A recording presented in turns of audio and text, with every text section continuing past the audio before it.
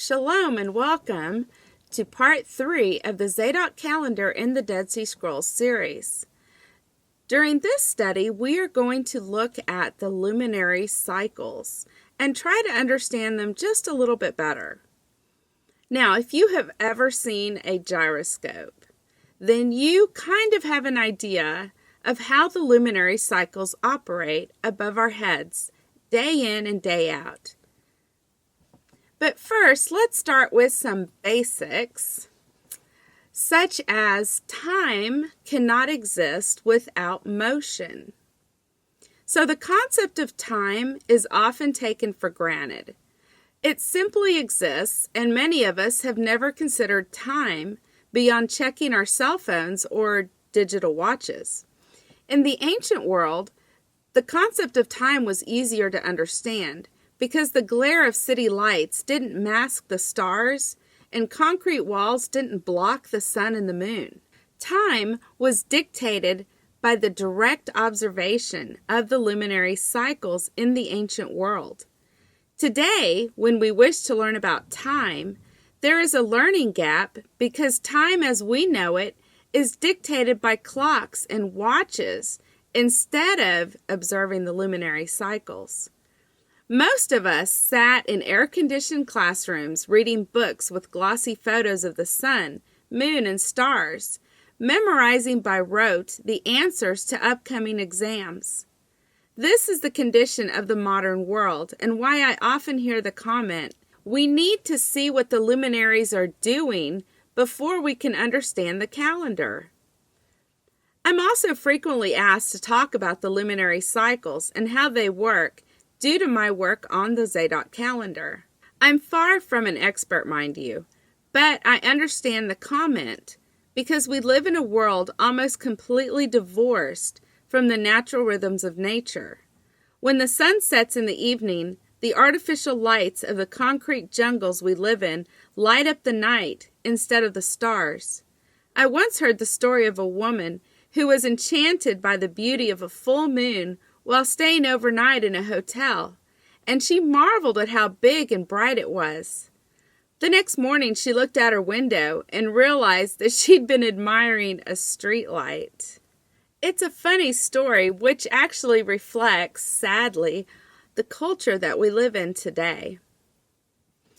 Now here's a photograph of the progression of the glare over the years in the Tucson, Arizona area, as seen from Kitt Peak.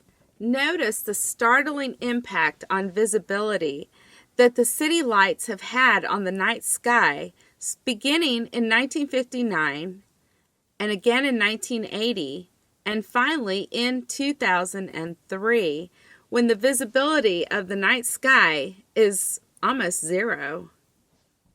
How can anyone hope to understand the sun, the moon, and the stars when you can't even see them when you're living in big cities?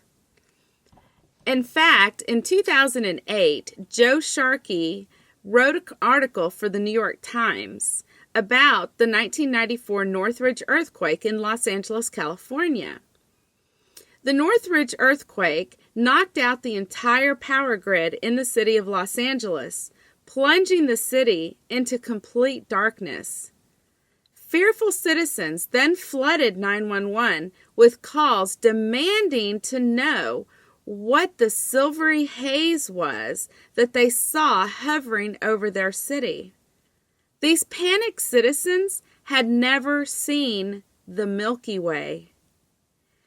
Is it any wonder that when we read the ancient account of Enoch regarding the luminaries, that many of us felt puzzled and confused? I want to look at the luminary cycles in this study and just share some of my personal observations and some of the amazing things that I've discovered. The heavens truly do declare the glory of Yah Elohim. Let's begin with the lunar cycle, which has alternating cycles of 29 and 30 days. The moon falls behind the solar cycle around 5 days during the spring and the summer, and 5 days during the fall and the winter. The new moon occurs when the moon disappears as it travels with the sun, and the sun's light hides it. A full moon occurs when the moon is 180 degrees opposite or across from the sun. The lunar phase is determined by the distance between the sun and the moon, so during a full moon, the moon will rise in the east as the sun sets in the west. But during a waxing crescent, the moon will appear just over the horizon in the west, just after sunset. The moon is said to be waxing as it separates from the sun, becoming steadily more full, and waning as it moves closer to the sun and diminishing until it disappears. This is when the moon is not visible for 1 to 2 days during a lunar cycle.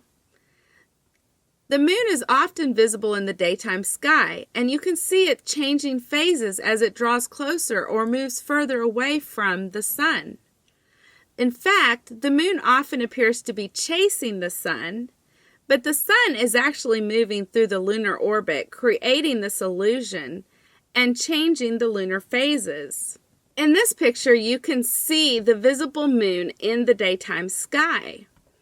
In fact, for a great portion of the month, you can see the moon in the sky during the day. I was actually at a gas station one time putting gas in my car, and I was looking up at the sky, and the man next to me asked, what was I looking at? And I told him I was looking at the moon. And he was shocked to see that the moon was in the sky. In fact, by the time I finished getting gas, there were about 4 people standing in the middle of the parking lot, staring up at the sky in astonishment that they could see the moon and it was daytime. Here is a picture of the visible moon in the daytime sky.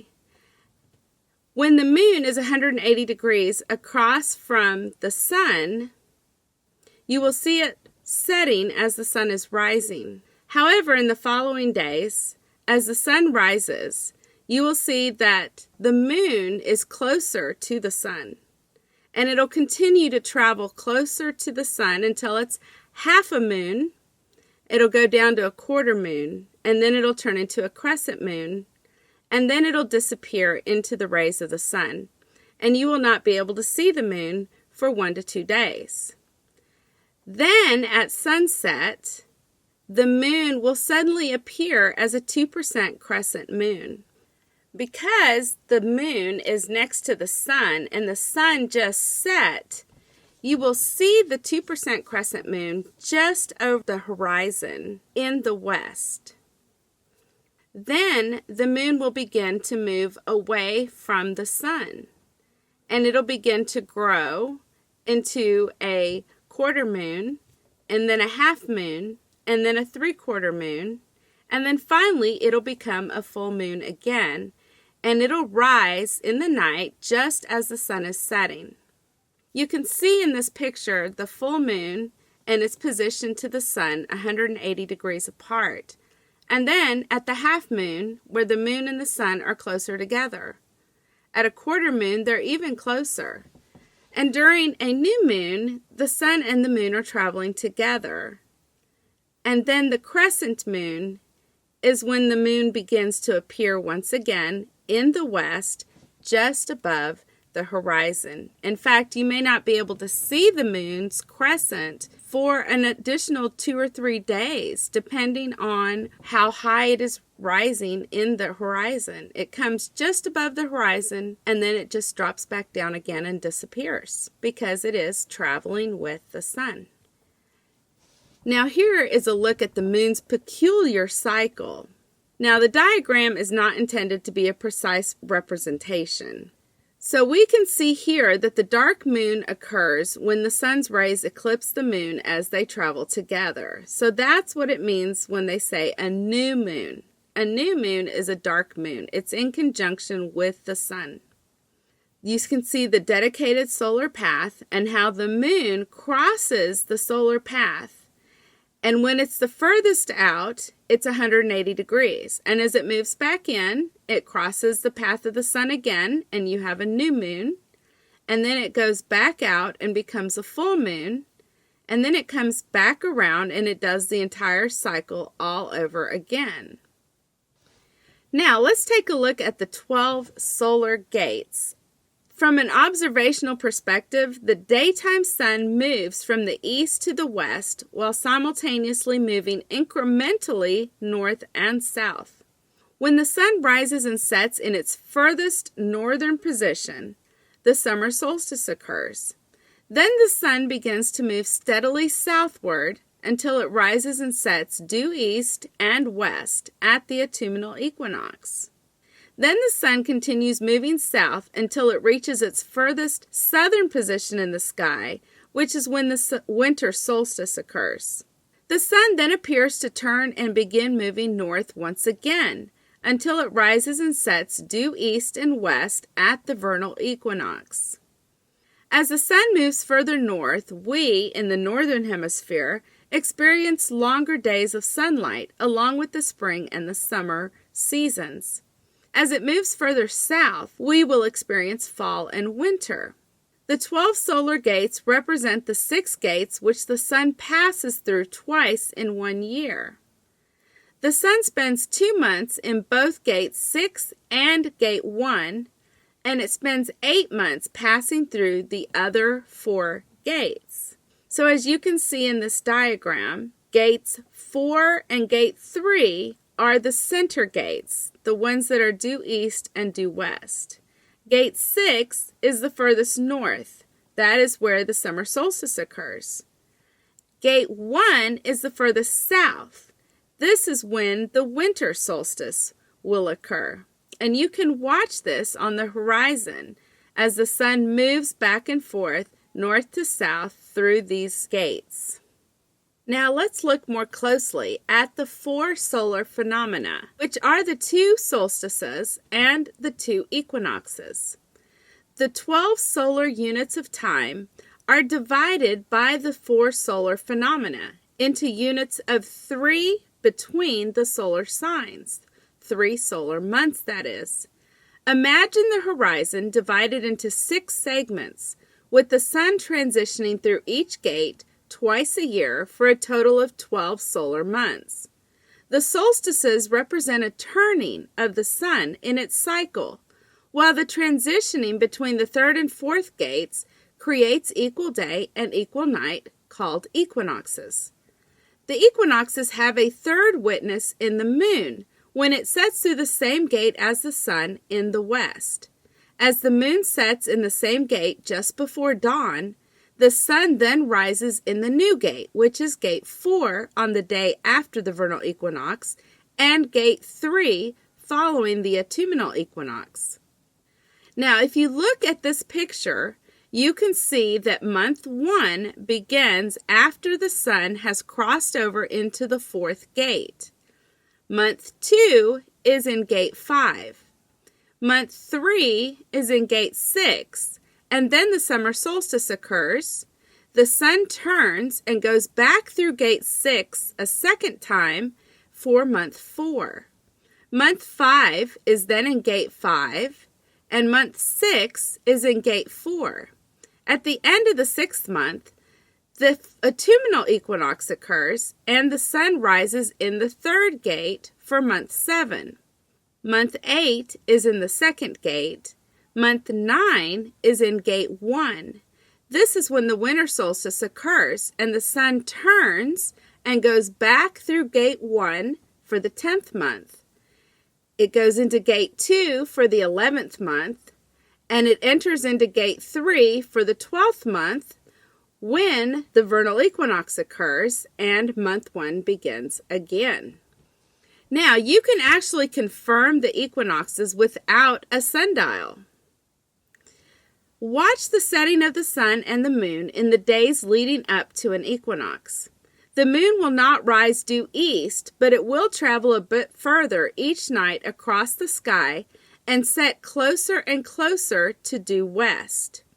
Carefully observe on the horizon where the sun sets on the day of the equinox, and then a few hours before dawn, watch the moon travel until it sets due west through the same gate as the sun, which set the night before. Of course, observing the equinox at solar noon on a sundial is fun, But if it's overcast or you simply wish to confirm the equinox visually, be sure to get up around 3:30 a.m.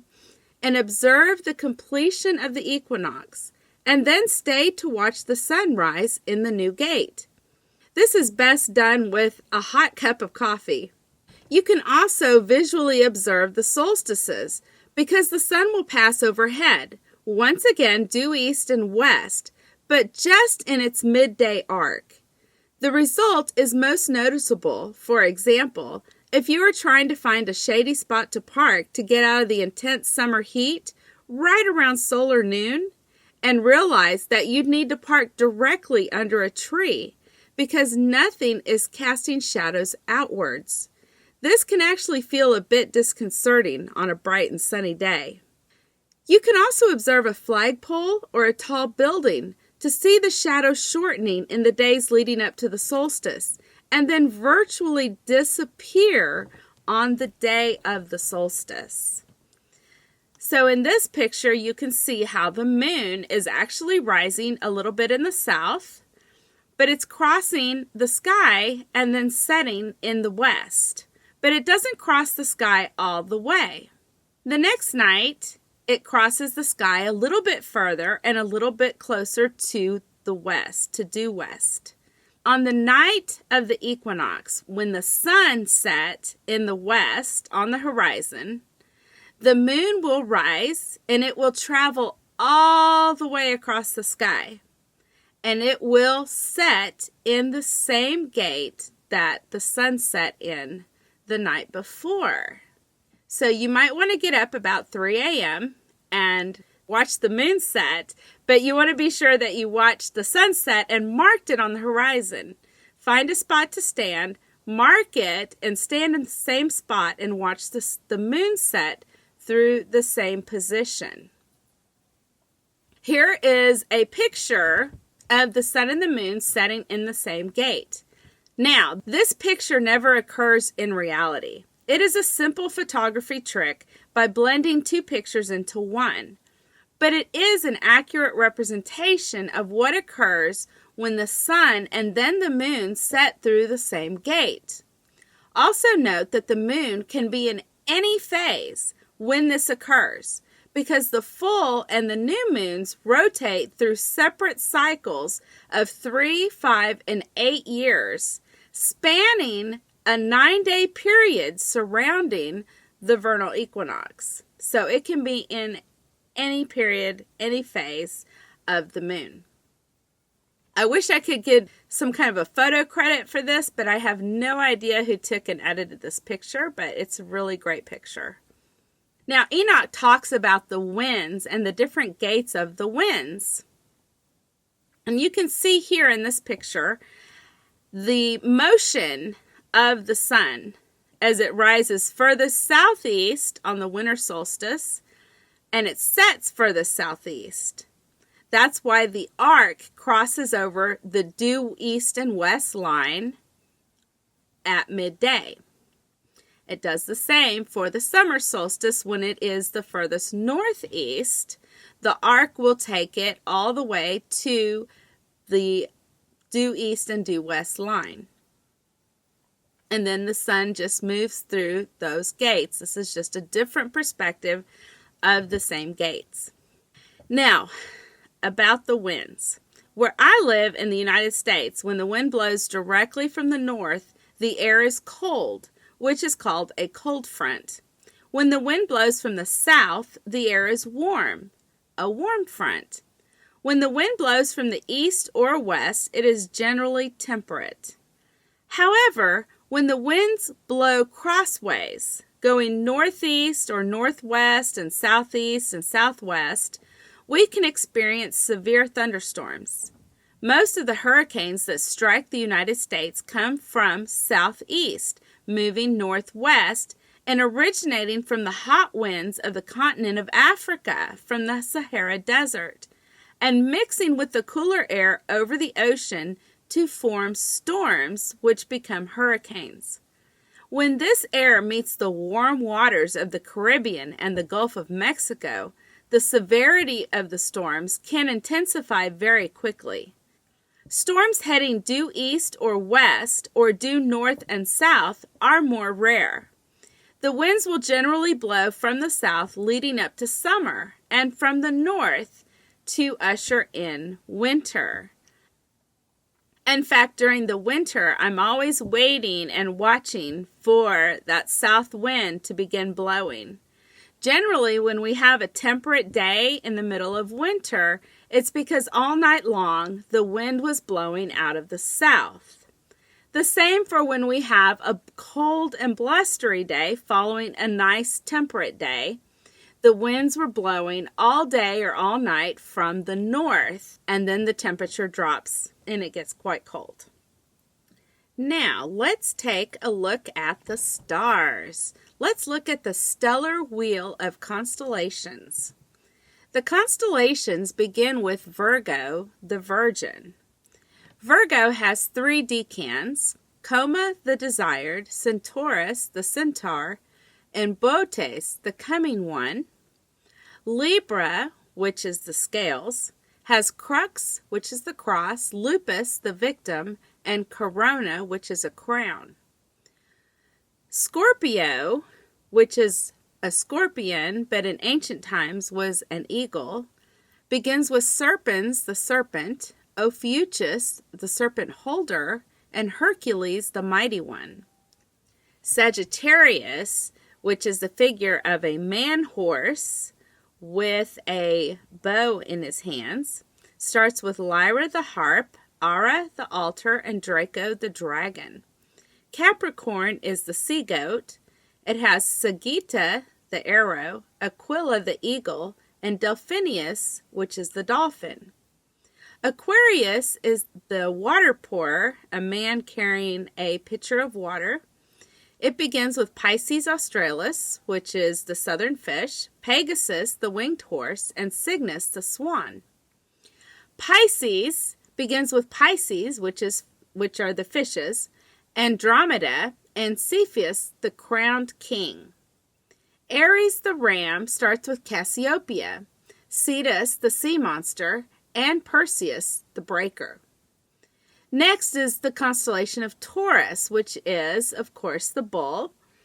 It begins with Orion, the glorious one, and then the Eridanus River, and Auriga, which is the shepherd. Next comes Gemini, the twins. It begins with Lepus, the enemy, Canis Major, the dog, and Canis Minor, which is the second dog. Next is Cancer, beginning with Ursa Minor, which is the little bear, and Ursa Major, which is the great bear. And last, Argo, which is the ship. The final constellation is Leo, beginning with Hydra, which is a serpent, Crater, which represents a cup, and Corvus, which is a raven. As you can see, it creates a 360-degree wheel. Each of the 12 constellations have 3 decans, which are broken down into 10-degree segments. So the wheel is 360 degrees with 12 different units of measurement divided into 3 measurements of 10 degrees each, for a total of 12 times 30 equals 360 degrees. Now here is a picture of the Sphinx, which is in the pyramid complex in the Giza Plain in Egypt. The pyramid complex on the Giza Plain in Egypt maps out the stars above, and the Sphinx points us towards the equinoxes. It depicts the starting point of the constellations, with Virgo the Virgin as the head and Leo the lion as the body. Some speculate that in the ancient past, the autumnal equinox was viewed as the beginning of the year rather than the vernal equinox. Perhaps this explains why Moses carefully recorded that the plagues destroyed the barley and the flax, because soon after Yah Elohim specifically instructed in Exodus 12:2, "This month shall be unto you the beginning of months. It shall be the first month of the year to you." The obvious conclusion being that the vernal equinox serves as the sign to begin the biblical year. This being even more obvious in Genesis 1:14, where the words for signs and seasons are paired together, and the words for days and years are paired together. There is no lunar cycle equivalent to the equinoxes or the solstices. The sun and the stars alone dictate all three of these specific calendar timepieces, which are given in Genesis 1:14: the seasons, the days, and the years. Because we can observe the stars rotating overhead 180 degrees every night from sunset to sunrise, and then observe it again the next night, we know that they rotate 360 degrees every day, which is once every 24 hours. This daily rotation is where we get a 360-degree stellar cycle, marking off the days. The solar cycle and stellar cycle together create two witnesses for a day, one during the daytime hours and one during the nighttime hours. Because we can clearly see that the sun and stars provide the signs, which serve as witnesses for seasons, and also the two witnesses for days, there also must be two witnesses for years. After all, Yah Elohim clearly states that 2 or 3 witnesses establishes a matter. Now, if you look here in this picture, you can see the motion of the stars as they rotate overhead. In the night, when the sun sets, you can look up in the sky and you can see Orion. That's why I put him as the constellation to show the movement of the stars, where Orion rises in the east, and by morning, just before sunrise, Orion will be setting in the west. Orion has the 3 stars known as Orion's belt, which most people are able to identify if they look up in the night sky. Now, you can see the elliptical line for the Earth, which is what the sun follows, and you can see where the equinoxes cross that line. When it moves into the center of the circle, it's the summer solstice. That would be in the 6th gate. And then as it crosses the line, you're looking at gate 3 and 4. And then as it goes into the winter solstice, that would be in the south. Now, the 7 stars in Orion herald the turning of day and night, according to the scriptures. This is not about the moon. The day and the night are heralded by 2 different witnesses, the sun in the firmament and the stars in the firmament at night. In Amos 5:8 we read, "He made the Pleiades and Orion. He turns the shadow of death into morning and makes the day dark as night. He calls for the waters of the sea and pours them out on the face of the earth. Yah is his name." Now, the Pleiades are also known as the 7 sisters or the 7 stars, which, of course, we see in the book of Revelation when it talks about the 7 churches and the 7 stars. Now, is the Genesis 1:14 clock broken with only a 360-day stellar year? The stellar cycle is depicted as a 360-degree circle which rotates one time each day, and the sun provides another witness to the testimony of a day through the presence or absence of its light in the firmament. But the solar equinox marks both the sun and the stars, which determines the seasons, and those fall between the equinoxes and solstices in 365 days. The 7-day weekly cycle also cannot fit within a 360-day year because it requires 364 days. How much sense does it make to say that a biblical year must be only 360 days, despite how this obviously cuts short both the seasons and the 7-day weekly cycle, while still claiming that it somehow forms a complete and perfect year? Would it make more sense to maybe recognize that because there are 12 major constellations on the 360-degree stellar ecliptic line, that this naturally leads to dividing the stellar cycle into 12 units of 30 degrees each, without insisting that this creates a perfect and complete year? How can the units of measurement, which dictate time in Genesis 1:14, not all reach completion before the year is finished? Can the biblical year clip off the seasons and weekly days of Genesis 1:14? Although there are 12 major constellations, we can easily observe that these constellations do not fall in perfect symmetry along the ecliptical line. There are big gaps and small gaps between the constellations, and some even overlap. Therefore, the 30 degrees assigned to each constellation is simply an average of what you would observe if they were perfectly spaced. This is no different than the 366th day being reverse averaged over 4 years to create the average solar year of 365.25 days, with an extra day intercalated, which is called a leap day, every 4th year. A leap day truly occurs, but it actually appears at the autumnal equinox first, many months before it is intercalated as a 29th day in February, right before the end of the year.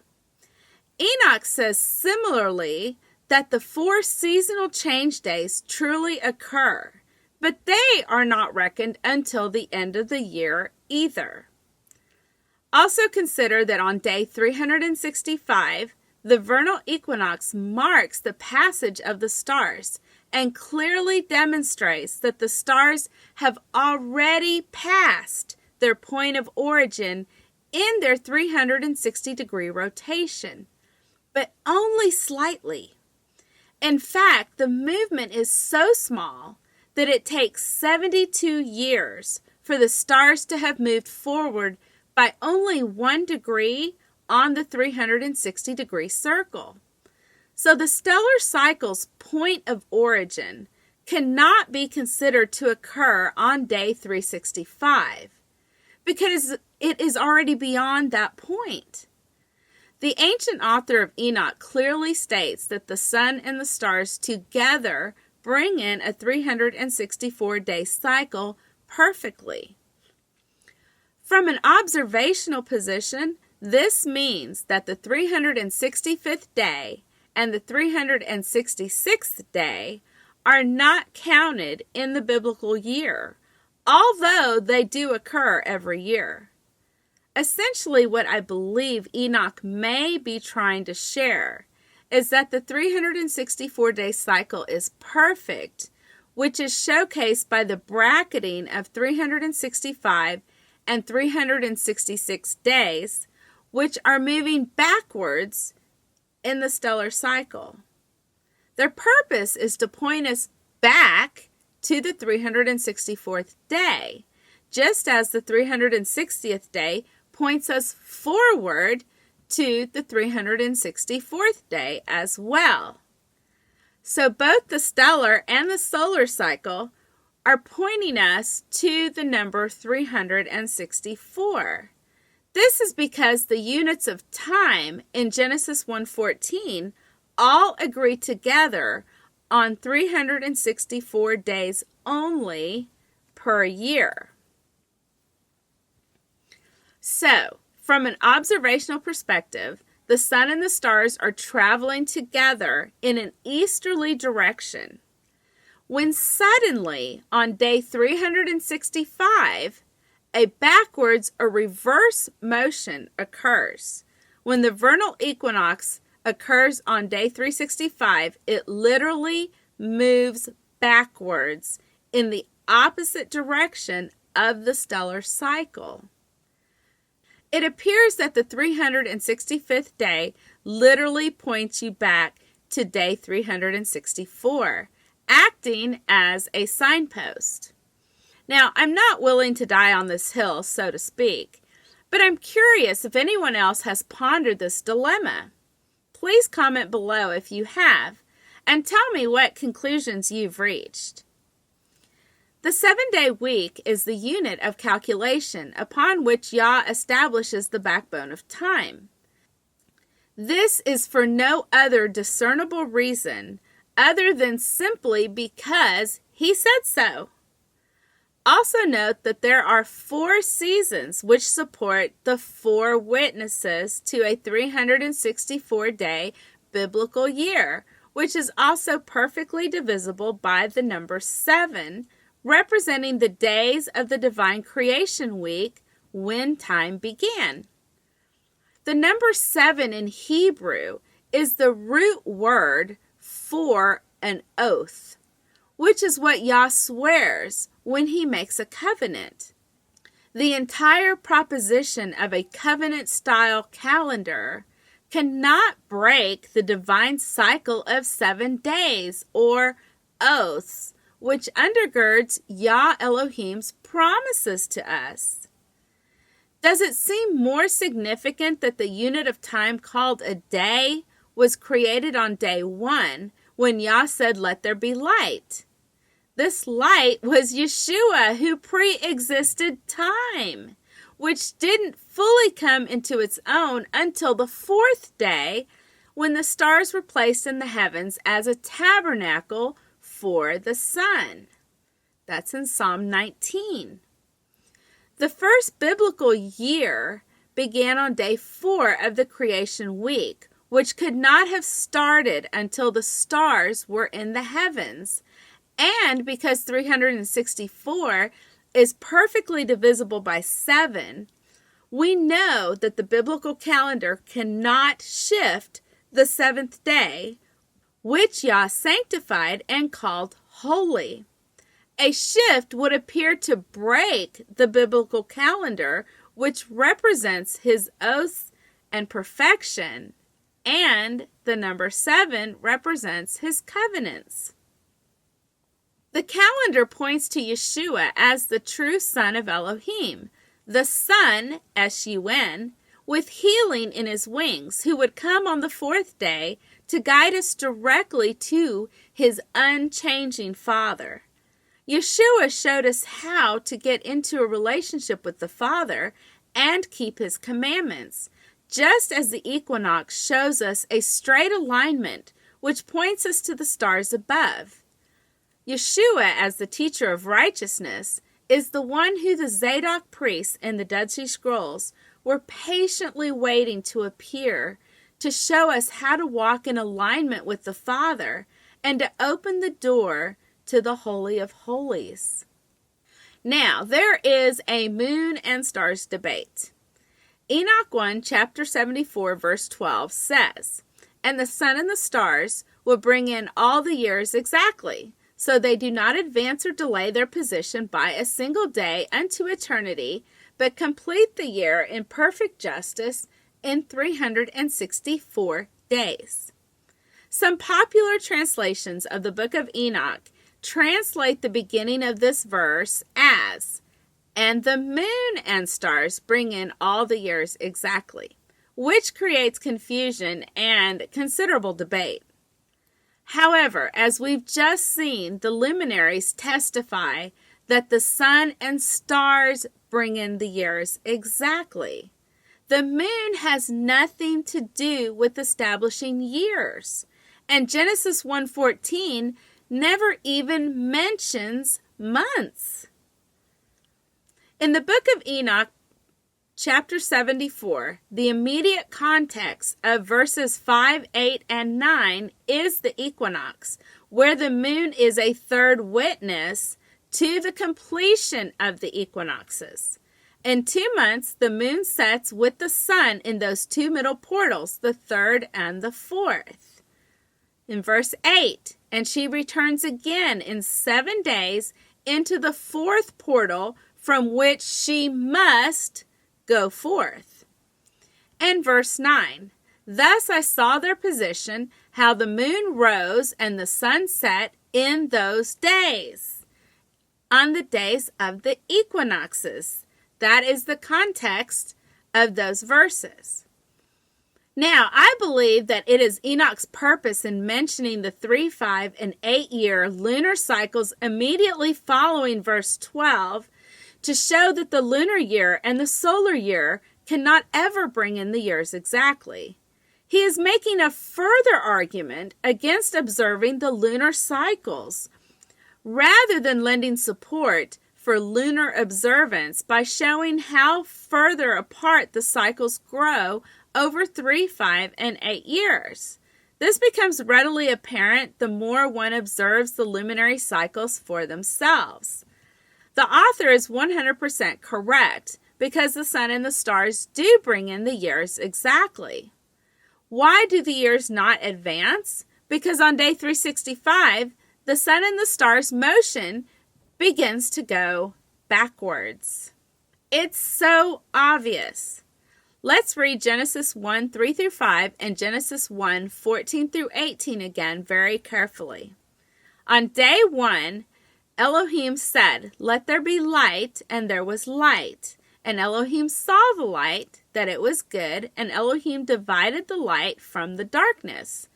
And Elohim called the light day, and the darkness he called night, and the evening and the morning were the first day. So, on day 1, Yah Elohim created a light, which divided the light from the dark, which he then called the light time day and the dark time night. So the concept of a day began on day 1, not on the 4th day, and the day had an accompanying sign to create the division. So what light shows us that it is daytime? Well, the sun, of course. The sun's rising indicates light time, and the sun setting indicates dark time. Here we can see that the sun is the sign of a day. It's so obvious. Are we seriously running around trying to find some other light that does exactly what we see the sun doing every day? So on day 1, the sun is established as a sign of light. And the first thing on day 4 is to place the stars in the firmament during the night to give light on the earth. Genesis 1, 14 through 17, day 4. And Elohim said, "Let there be lights in the firmament of the heaven to divide the day from the night, and let them be for signs and seasons, and for days and years. And let them be for lights in the firmament of the heaven to give light upon the earth." And it was so. Now, technically that says, "Let there be light in the firmament." Not plural lights, but just light. So we have the sun, which is a light in the firmament. And we also have the stars, which shine all night long. Unlike the moon, which shows up during the day and shows up halfway through the night, etc. Night is not determined by the moon. And then it says, "And let them be for lights in the firmament of the heaven to give light upon the earth." And it was so. It was so. This means that it was accomplished before the next verse begins. As we've already seen, the sun directs us towards the stars on the vernal equinox, which provides 2 witnesses for a day, 2 witnesses for seasons, and 2 witnesses for years. What are the witnesses? The light in the firmament, which is the sun, and the lights at night, which are the stars. And then the next verse says, "And Elohim made 2 great lights, the greater light to rule the day, and the lesser light to rule the night. He made the stars also. And Elohim set them in the firmament of the heavens to give light upon the earth." Now, this verse is badly translated in English because in the Hebrew it literally says that Yah made the great light too.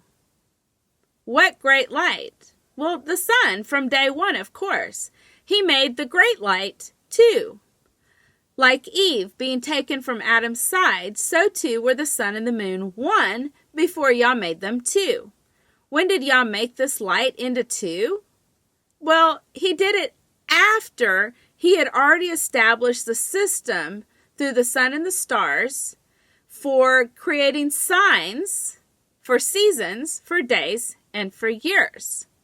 The concept of the moon and a lunar month doesn't even exist in Genesis 1:14. It's not even in there. The sign of the Son of Man. In Matthew 4:16, we see the people who sat in darkness have seen a great light. And upon those who sat in the region and shadow of death, light has dawned. John 17:24. Father, I will that they also, whom thou hast given me, be with me where I am, that they may behold my glory, which thou hast given me. For thou lovest me before the foundation of the world. In Revelation 1:16, he had in his right hand 7 stars, the Pleiades, and out of his mouth went a sharp 2-edged sword, and his countenance was like the sun shining in its strength. In Matthew 24:30, then the sign of the Son of Man will appear in heaven, and then all the tribes of the earth will mourn, and they will see the Son of Man coming on the clouds of heaven with power and great glory. Matthew 17:2, and he was transfigured before them. His face shone like the sun, and his clothes became as white as the light. Compare that to Revelation 12:1. Now a great sign appeared in heaven, a woman clothed with the sun, with the moon under her feet, and on her head a garland of 12 stars. Consider Daniel 12, verse 3. Those who are wise shall shine like the brightness of the firmament, which is the sun, and those who turn many to righteousness like the stars forever and ever. The stars are pictured as eternal, as a picture of the Father. Yeshua is the brightness of the firmament, a picture of the sun of righteousness with healing on his wings. John understands this. In John 1:4, in him was life, and the life was the light of men. John 1:5, and the light shines in the darkness, and the darkness did not comprehend it. Another way of translating that is the darkness did not overcome it. John 1:7, this man came for a witness, to bear witness of the light, that all through him might believe. John 1:8, he was not that light, but was sent to bear witness of that light. John 1:9, that was the true light, which gives light to every man coming into the world. John 3:19, and this is the condemnation, that the light has come into the world, and men loved darkness rather than light, because their deeds were evil. John 3:20, for everyone practicing evil hates the light, and does not come to the light, lest his deeds should be exposed. John 3:21, but he who does the truth comes to the light, that his deeds may be clearly seen, that they have been done in Elohim.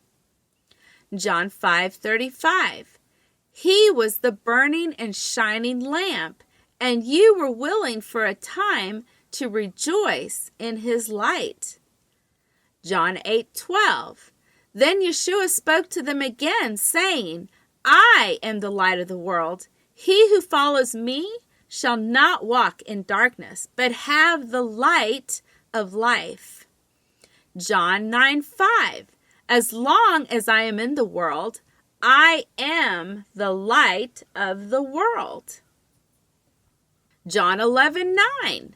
Yeshua answered, Are there not 12 hours in a day? If anyone walks in the day, he does not stumble, because he sees the light of this world. John 11:10. But if one walks in the night, he stumbles, because the light is not in him. John 12:35. When Yeshua said to them, A little while longer, the light is with you. Walk while you have the light, lest darkness overtake you. He who walks in darkness does not know where he is going. John 12:36.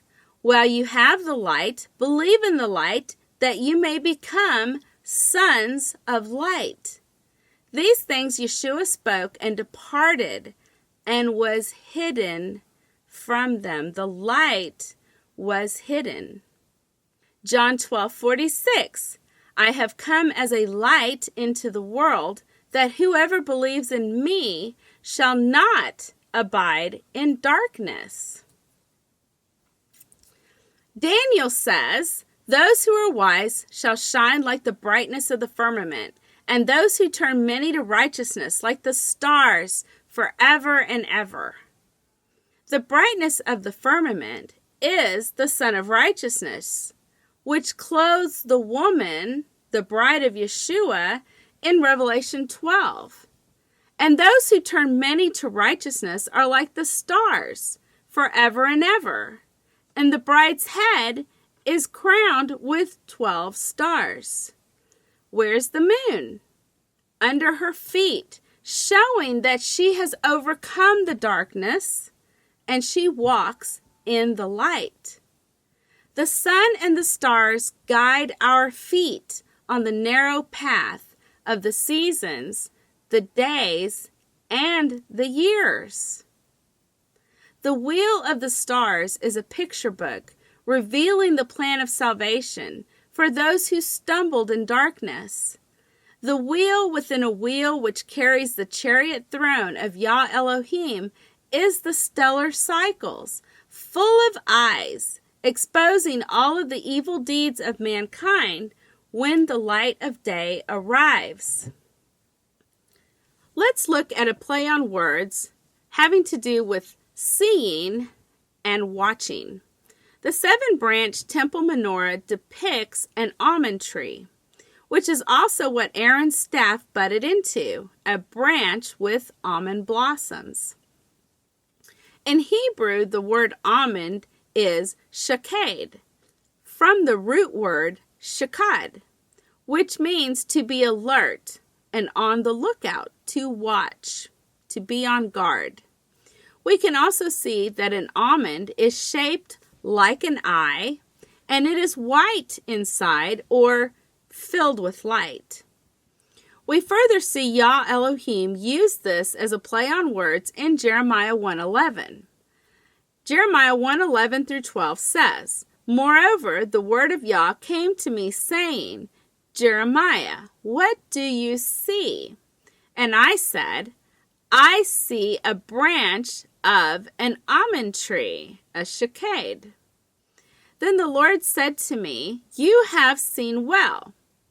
Then Yah said to me, You have seen well, for I am ready to perform, shakad, my word. The wheel representing the stellar cycle are said to be full of eyes, depicting those who are watching, on guard, and alert. Likewise, the righteous, like Jeremiah, who see and are called wise, they shall shine like the sun in the day and like the stars at night, just like the woman in Revelation 12. Why do they shine? Why are they shining lights? Because they are providing a path for people to follow, a righteous path. They're teaching righteousness. They're providing a path, and they're pointing people to the stars, just like the sun points to the Father, points to the stars, and leading and teaching people truth. The salvation, the Yeshua story of the heavens, points us directly to the narrow path of seasons, days, and years. But it also points us to the narrow gate of Yeshua as the great light of the earth. The number 4 is represented by the Hebrew letter Dalet, which represents a door. The 12 constellations are popularly called the zodiac, which comes from the word sodi, meaning the way or pathway. So the biblical calendar uses 12 units of time represented by the stars, which were anciently called zodi, and the number 4, which is the Dalet. 360 days plus 4. This is the way or the pathway and the door. In Matthew 7:13 through 14, Yeshua says, "Enter by the narrow gate, for wide is the gate and broad is the way that leads to destruction. And there are many who go in by it, because narrow is the gate and difficult is the way which leads to life, and there are few who will find it."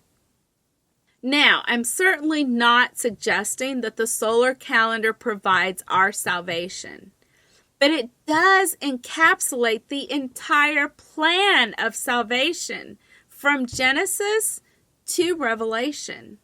A narrow path without a door as the destination would fall short of perfection represented by the number 7.